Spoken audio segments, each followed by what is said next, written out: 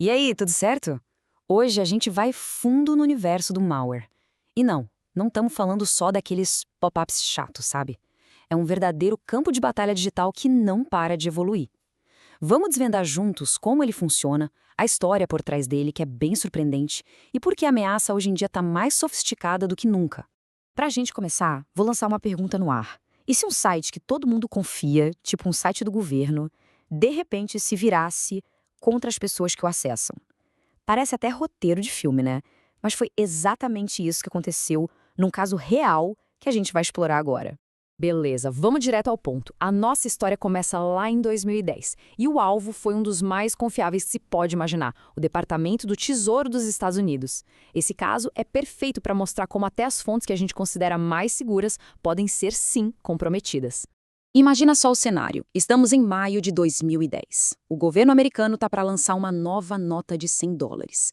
Milhares e milhares de pessoas correm para o site oficial, o do Bureau of Engraving and Printing, para saber mais.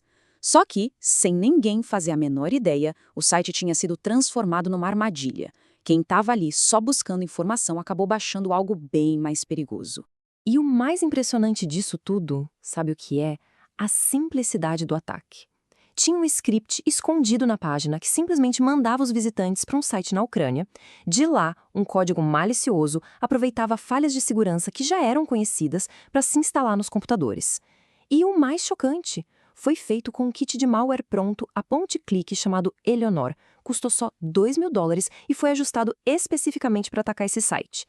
Esse caso do tesouro é o gancho perfeito para a gente entender os fundamentos. Porque, veja bem, malware não é uma coisa só. É, na verdade, uma grande família, com tipos bem diferentes. Os principais são os vírus, os worms e os famosos cavalos de Troia.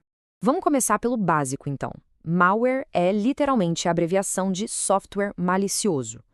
O que define o malware é a intenção por trás dele. São programas criados de propósito por alguém para causar algum estrago, algum efeito que a pessoa não queria. É isso que separa um malware de um simples bug no sistema. O vírus, bom, ele funciona mais ou menos como um vírus de verdade, o biológico. Ele precisa de um hospedeiro, ele se gruda em outros programas ou arquivos, e aí quando esse programa ou hospedeiro é executado, o vírus se replica e sai infectando outros arquivos. A coisa vai se espalhando pelo sistema de forma exponencial. Agora, o Worm, ele é outra história. Ele é um programa que se vira sozinho. A grande característica dele é que ele consegue se espalhar por redes inteiras sem precisar de um hospedeiro. Ele simplesmente viaja de um computador para o outro, se aproveitando das conexões de rede para se propagar. E para fechar o trio, tem o famoso cavalo de Troia. Assim como na lenda grega, o negócio dele é o engano. Ele se disfarça de algo legal, algo útil, pode ser um jogo ou um programa que parece legítimo.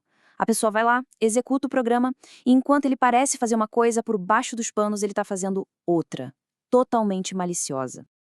Então, só para deixar bem claro, o vírus se gruda em arquivos para se espalhar. O worm viaja sozinho pelas redes.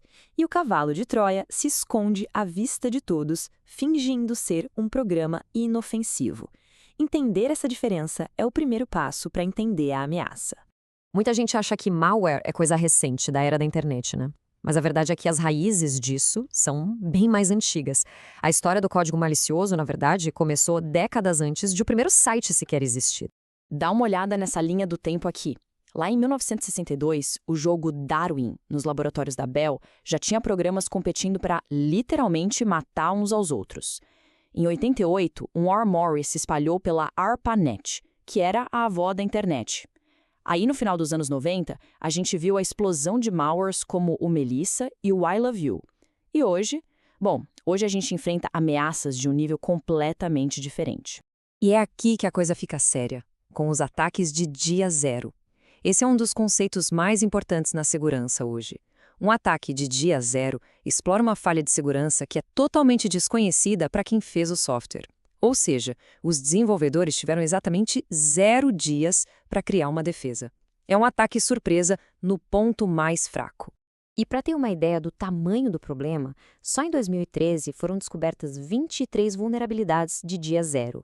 Isso é um salto de 64% em relação ao ano anterior. A tendência é de crescimento, e o tempo entre descobrir uma falha e alguém explorá-la está cada vez menor.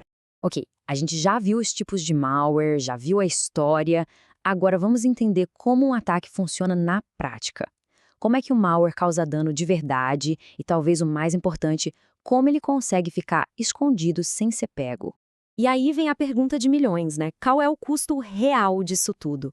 Tentar calcular o impacto financeiro do malware no mundo todo é uma tarefa, assim, surpreendentemente difícil. Pois é, a verdade é que é quase impossível botar um número exato nisso. Muitas empresas nem relatam que foram atacadas, por medo de manchar a reputação.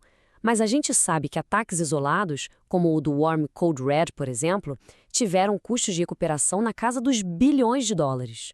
E olha que interessante, o porquê por trás desses ataques também está mudando. Esse gráfico aqui, com dados da Verizon, mostra uma tendência muito clara. A barra do ganho financeiro, que ainda é o principal motivo, está diminuindo. Ao mesmo tempo, a barra menor, a da espionagem, está subindo rápido. Existe uma mudança clara do simples roubo de dinheiro para a coleta de informações estratégicas. Mas para ter sucesso, não importa o motivo, o malware tem uma regra número 1: sobreviver. E para isso ele precisa se esconder. Uma das técnicas mais geniais para fazer isso se chama polimorfismo. Basicamente é a habilidade de mudar de forma. Funciona mais ou menos assim. O código original de um vírus tem uma espécie de impressão digital, uma assinatura que os programas de antivírus conseguem reconhecer. O que um vírus polimórfico faz?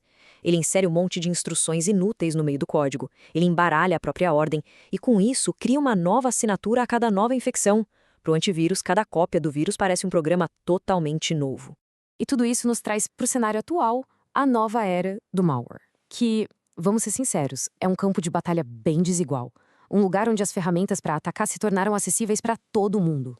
Pois é, hoje em dia existe o que chamam de malware como serviço. Kits completos para realizar ataques são vendidos abertamente na internet. Isso permite que até pessoas sem muito conhecimento técnico, os chamados script kids, consigam lançar ataques sofisticados com um simples clique. E o pior, muitas vezes eles exploram falhas antigas que as pessoas simplesmente esqueceram de corrigir. E para fechar, fica uma reflexão que resume bem o tamanho do desafio. Na segurança digital, existe um desequilíbrio que é fundamental. Quem está defendendo um sistema precisa estar certo 100% do tempo, protegendo todas as portas. Já quem ataca só precisa ter sorte uma vez, só precisa encontrar uma única brecha. E essa é a realidade do campo de batalha digital em que todos nós vivemos hoje.